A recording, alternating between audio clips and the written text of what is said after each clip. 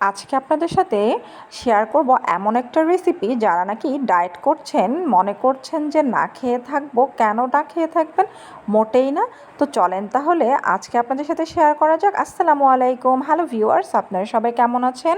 I hope মহান আল্লাহ তাআলার রহমতে অনেক অনেক ভালো আছেন। তো আমি এখন একটা ডায়েটের ভেজিটেবল রান্না করব, আর সেটা রান্নার জন্য প্রথমে আমি পেঁপে এবং চিচিঙ্গা কেটে তারপর গরম পানিতে বয়েলড করে নিয়েছি। আর এখন দিয়ে দিলাম একটু সরিষার তেল, তারপর পেঁয়াজ, কাঁচামরিচ এবং রসুন এই সব কিছু দিয়ে একটু হালকা হাতে ফ্রাই করে নিব।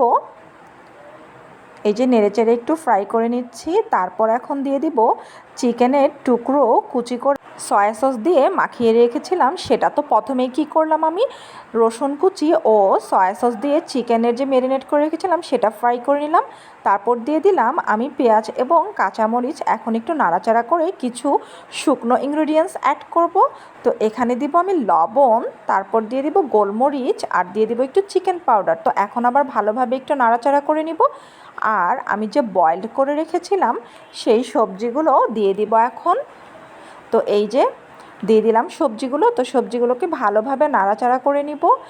আর সবজিগুলো যে আমি পানিতে বয়েলড করেছিলাম সেই পানিটা কিন্তু ফেলে দেইনি মোটেও, সেই পানিটা আমি রেখে দিয়েছি। তো ওই পানির থেকে কিছুটা পানি এখন অ্যাড করে দিব একটু ঝোলের জন্য। তারপর দিয়ে দিলাম।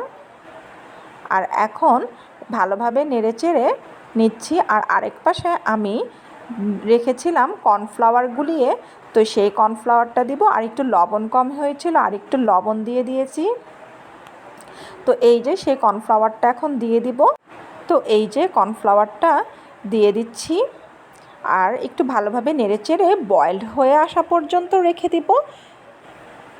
তো ডায়েট করলে কিন্তু আর না খেয়ে থাকতে হবে না, এইভাবে ভেজিটেবল রান্না করে খেতে পারবেন। তো আসসালামু আলাইকুম, আল্লাহ হাফেজ।